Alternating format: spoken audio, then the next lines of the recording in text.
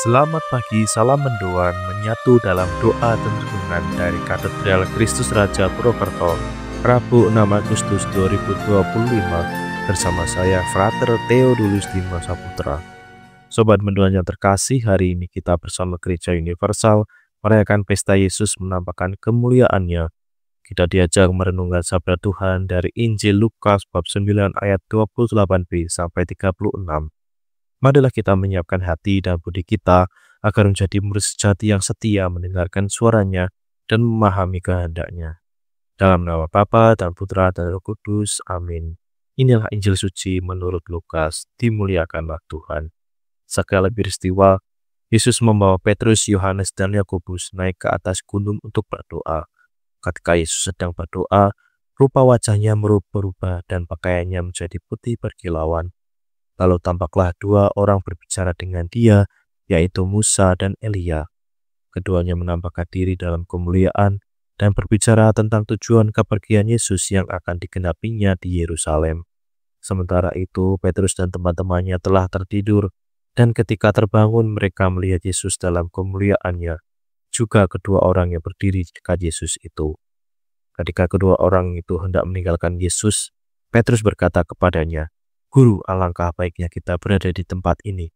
Biarlah sekarang kami dirikan 3 kemah, satu untuk engkau, satu untuk Musa, dan satu untuk Elia." Tapi Petrus tidak tahu apa yang dikatakannya itu. Sementara ia berkata demikian, datanglah awan menaungi mereka. Ketika masuk ke dalam awan itu, takutlah mereka, lalu terdengarlah suara dari dalam awan itu, yang berkata, "Inilah putraku yang aku pilih, dengarkanlah dia."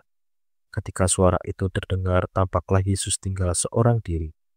Murid-murid itu pun merahasiakannya, dan pada masa itu, mereka tidak menceritakan kepada siapapun apa yang telah mereka lihat itu. Demikianlah sabda Tuhan, terpujilah Kristus.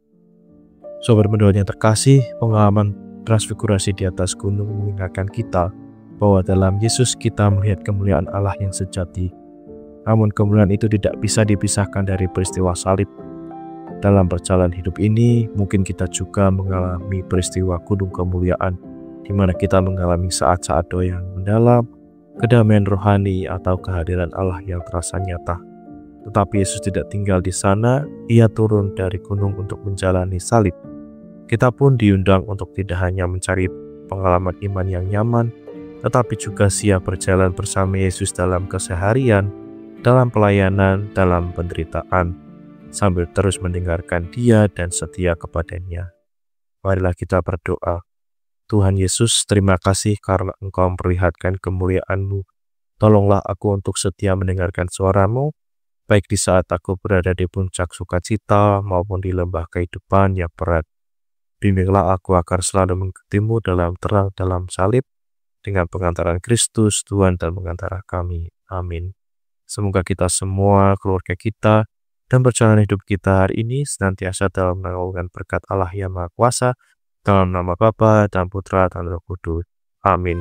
Selamat pagi, selamat beraktivitas, Tuhan memberkati. Salam mendoa.